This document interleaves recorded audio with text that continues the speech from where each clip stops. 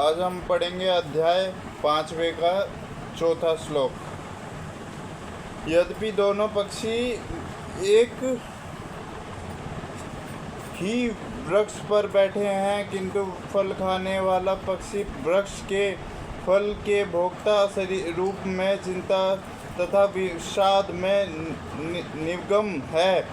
यदि किस तरह वह अपने मित्र भगवान की ओर उन्मुख होता है और उनकी महिमा को जान लेता है, तो वह कष्ट भोगने वाला पक्षी तुरंत समस्त चिंताओं से मुक्त हो जाता है।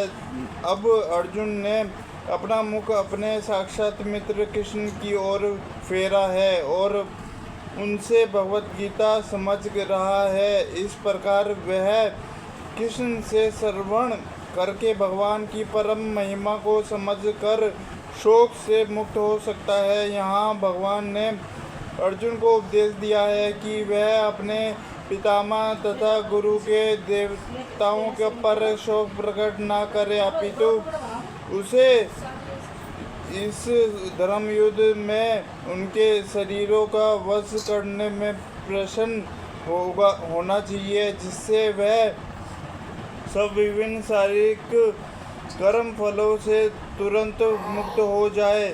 बलिवेदी पर या धर्म युद्ध में प्राणों को अर्पित करने वाला व्यक्ति तुरंत शारीरिक पापों से मुक्त हो जाता है और उच्च लोक को प्राप्त होता है। अतः अर्जुन का शोक करना युक्ति संगत नहीं है। यह आत्मा ना तो कभी किसी शास्त्र द्वारा खंड किया जा रहा है, ना अग्नि द्वारा जलाया जा सकता है, ना जल द्वारा भिगोया वायु द्वारा सुखाया जा सकता है। सारे हथियार, तलवार, आकर्षण शास्त्र, वर्षा के अस्त्र, चक्रवात आदि आत्मा को मारने में असमर्थ हैं। ऐसा प्रतीत होता है कि आधुनिक अस्त्रों के अतिरिक्त मिट्टी, जल, वायु, आकाश आदि के भी अनेक प्रकार के हथियार होते थे। यहाँ तक कि आधुनिक युग के नाभिकीय हथियारों की गणना भी आग्नेयास्त्रों में की जाती है, किंतु पूर्व काल में विभिन्न पार्थिव तत्वों से बने हुए हथियार होते थे। आग्नेयास्त्रों का साधन जल के वरुण हथियारों से किया जाता था, जो आधुनिक विज्ञान के लिए अज्ञात है। आधुनिक विज्ञान को चक्रवात हथियारों का भी पता नहीं था और भी आत्मा को ना तो कभी खंड किया जा सकता है, ना किन्हों वैज्ञानिक हथियारों से उसका सहारा किया जा सकता है, चाहे उनकी संख्या कितनी ही क्यों ना हो। मायावादी इसकी व्याख्या नहीं कर सकते कि जीव किस प्रकार अपने अज्ञान के कारण उत्पन्न हुआ और तत्पश्चात माया को शक्ति से आवृत हो गया। ना ही आदि परमात्मा से जीवों को विलग कर पाना संभव था, परंतु सारे जीव परमात्मा से विलग हुए अंश हैं, क्योंकि के सनातन अणु आत्मा हैं। अतः माया द्वारा आवृत होने की उनकी प्रवृत्ति स्वाभाविक है और इस तरह के वे भगवान की संगति से पृथक हो जाते हैं। जिस प्रकार अग्नि के स्फुलिंग अग्नि से क्लीनिंग होने की बुझ जाते हैं, यद्यपि इन दोनों के गुण समान होते हैं। वश पुराण के जीवों को परमात्मा का भिन्न अंश कहा गया है। भगवद गीता के अनुसार भी वह साक्षात रूप से ऐसी ही अतः मोह से मुक्त होकर भी जीव पृथक अस्तित्व रहता है, और जैसा कि कृष्ण द्वारा अर्जुन को दिए गए उपदेशों से स्पष्ट है। अर्जुन कृष्ण के उपदेश के कारण मुक्त हो गया, किंतु कभी भी कृष्ण से एकाकार नहीं हुआ। यह आत्मा खंडित तथा अदुशील है। इसे ना तो जलाया जा सकता है, ना ही सुखाया जा सकता है। ये साक्षात सर्वव्यापी, अधिकारी, स्थित तथा सदैव एक साथ रहने वाला है। अणु आत्मा के इतने सारे गुण नहीं सिद्ध करते कि आत्मा पूर्ण आत्मा का अणु अंश है और बिना किसी परिवर्तन के निरंतर उसी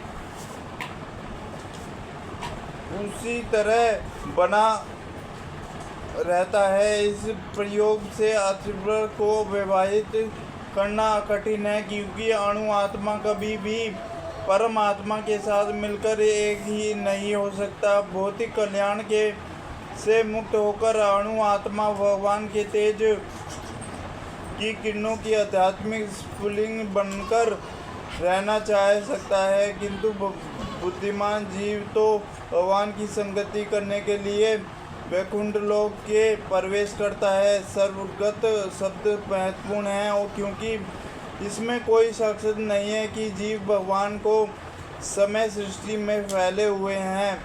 वे जल, थल, वायु, पृथ्वी के भीतर तथा अग्नि के भीतर भी रहते हैं। जो यह मानते हैं कि वे अग्नि में स्वाहा हो जाते हैं, वह ठीक नहीं है, क्योंकि यहाँ कहा गया है कि आत्मा को अग्नि द्वारा जलाया नहीं जा सकता।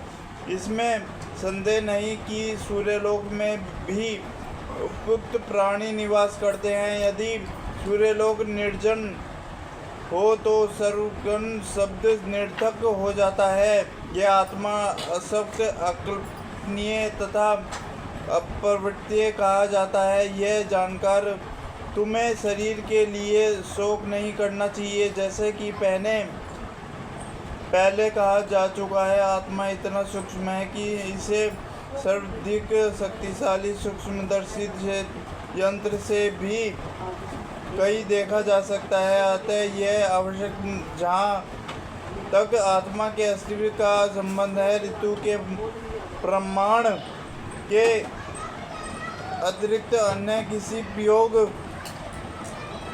द्वारा इसके अस्तित्व को सिद्ध नहीं किया जा सकता। हमें इस सत्य को स्वीकार करना पड़ता है, क्योंकि अवगुण सत्य होने हुए भी आत्मा के अस्तित्व को समझाने के लिए कोई संभव साधन नहीं है। हमें अनेक बातें केवल उच्च प्रमाणों के आधार पर माननी पड़ती है। कोई भी अपनी माता के आधार पर अपनी पिता के अस्तित्व को अस्तित्व नहीं कर सकता। पिता के स्वरूप को जानने के साधन या एकमात्र प्रमाण माता है। इसी प्रकार वेदना के अतिरिक्त आत्मा को समझने का अन्य उपाय नहीं है। दूसरे शब्दों में आत्मा मानवीय ज्ञान द्वारा अकल्पनीय है। आत्मा चेतना है और चेतन है। वेदों के इस कथन को हमें स्वीकार करना होगा। आत्मा में शरीर जैसे परिवर्तन नहीं होते।